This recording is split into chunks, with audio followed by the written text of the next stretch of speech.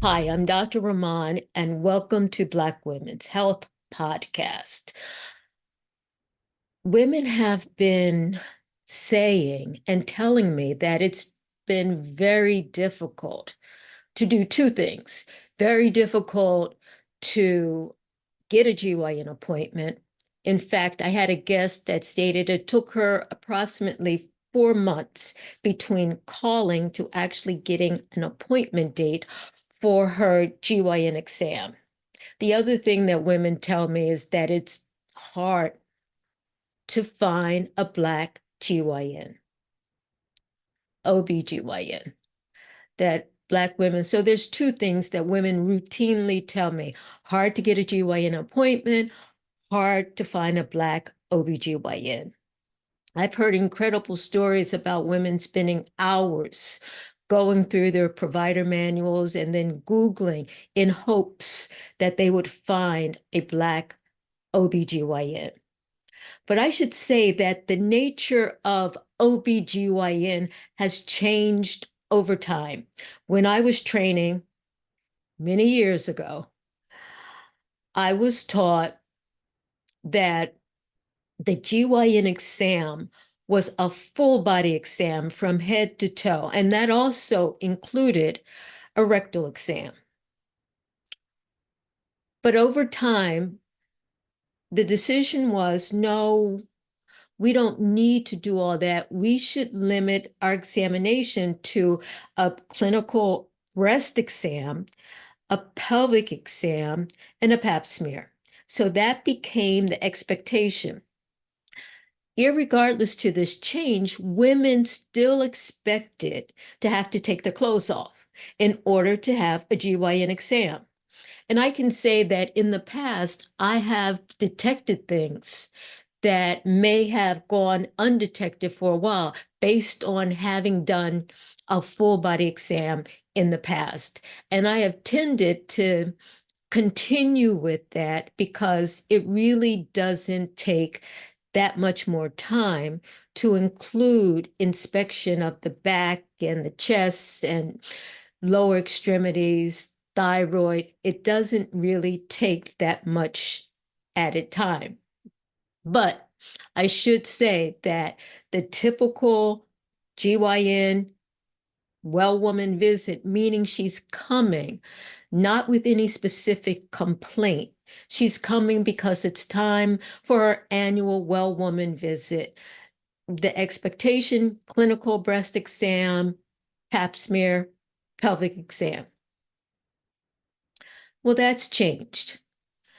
And what is now said is that we no longer need to do a clinical breast examination. And that's because several societies, including the American Cancer Society, has stated that doing a clinical breast examination is not an effective way to screen for breast cancer.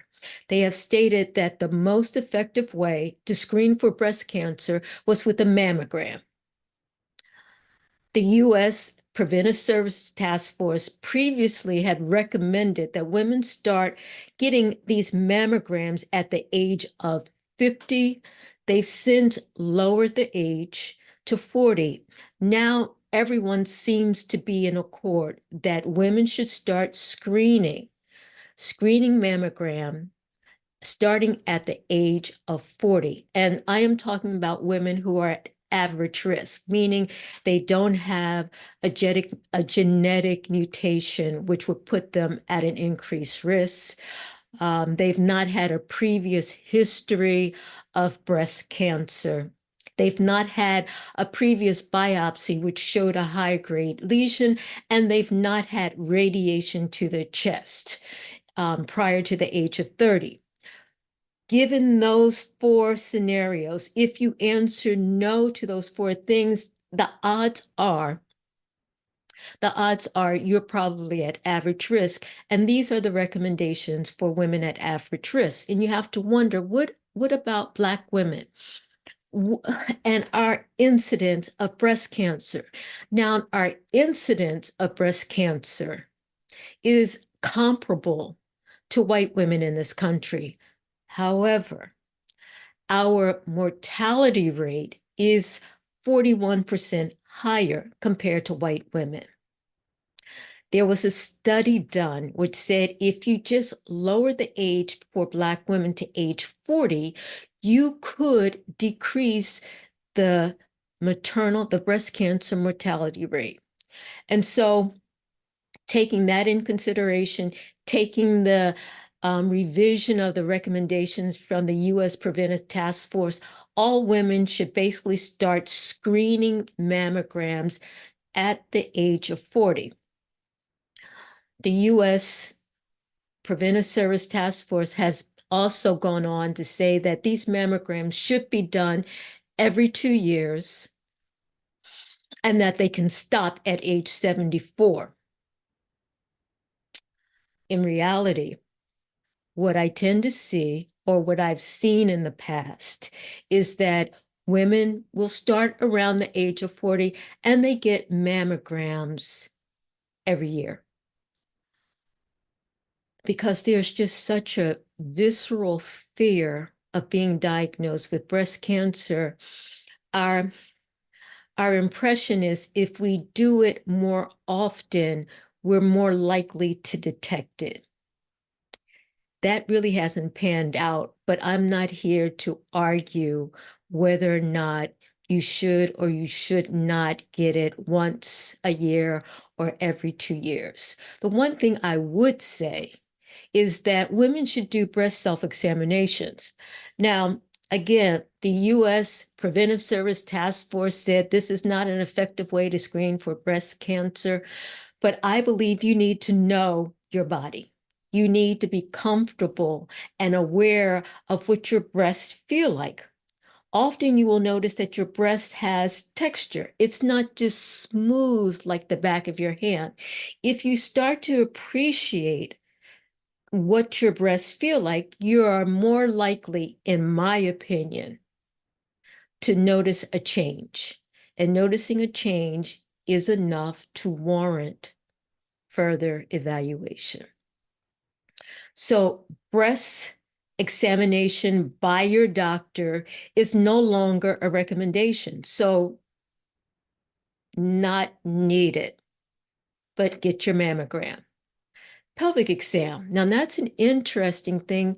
There have been studies that have suggested that in an otherwise asymptomatic woman, meaning she doesn't have any complaints such as discharge, abnormal bleeding, pelvic pain, no other complaint, i.e. she's coming for her well woman visit, just a checkup to make sure everything's okay.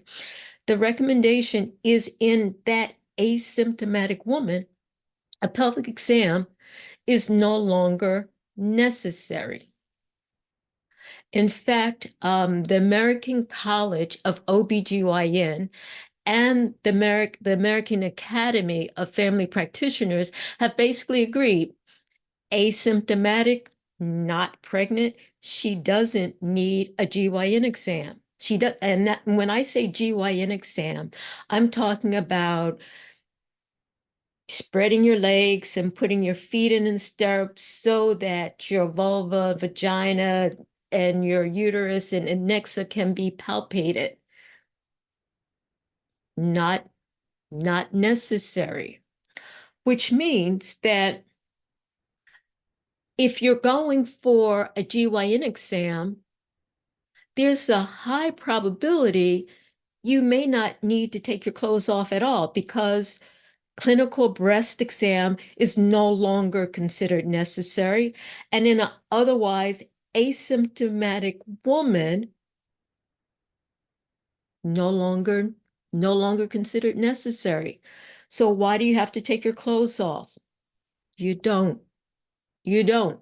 And that's a big difference because with these changes, if women don't understand the reason why, and they go to the gynecologist and nothing happens, she doesn't examine your breast, she doesn't do a pelvic exam, you think she's not a good doctor. She's not doing her job.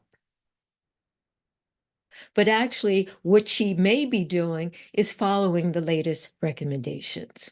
But you say, well, wait a minute, what about a pap smear? Don't I need a pap smear? And that's evolved over time. Again, back in the day, it used to be she needs a pap smear when she becomes sexually active or when she turns 21, whichever happens first. That's changed. That's changed. And now there's a PAP and an HPV test, and HPV is screening for human papillomavirus.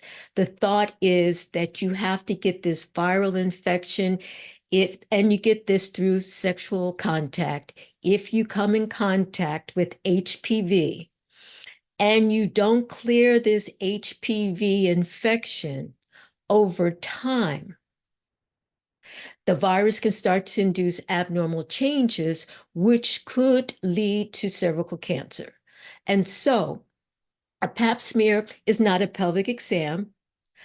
A pap smear is a specific screening test for abnormal cells that could have the potential to develop into cancer, cervical cancer. So pap smear screening for cervical cancer.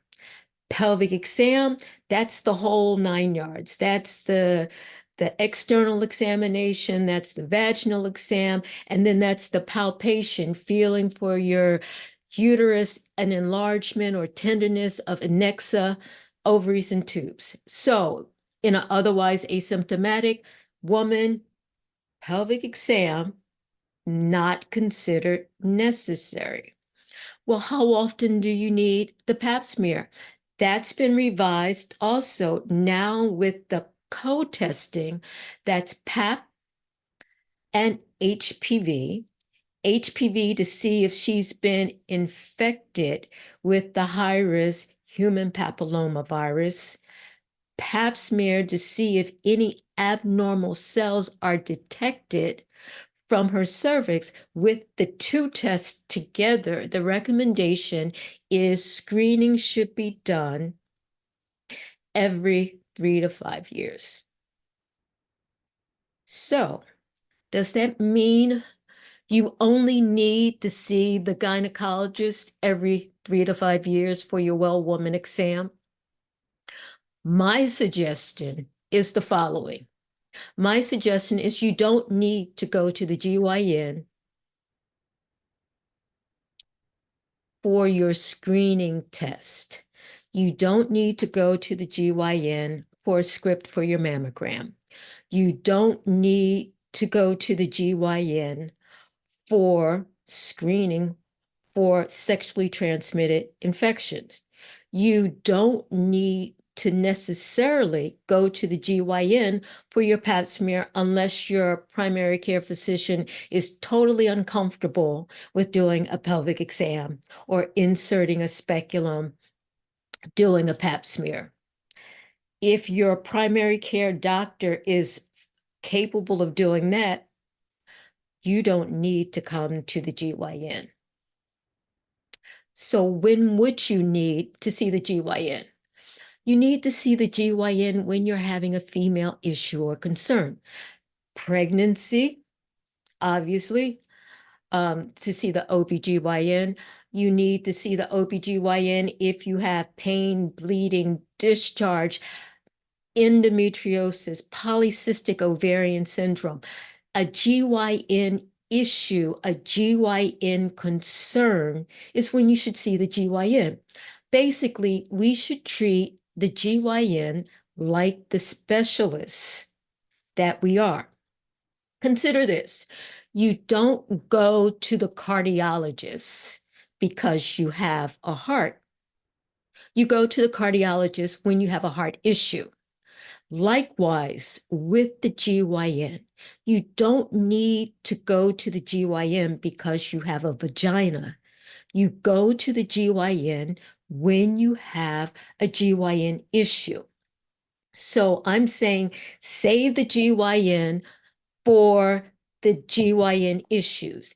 If you haven't been able to schedule your well woman GYN visit, no worries. See your primary care physician. I do feel as though every woman should have a primary care physician. In the past, it was said, well, younger women are basically healthy, and so they don't need a primary care physician. They can just go to the OBGYN. But I say we need to reconsider this, given the incidence of obesity, hypertension, our use of ultra-processed foods. Everyone should be seeing a primary care physician and seeing the gynecologist, the OBGYN, as needed for female issues.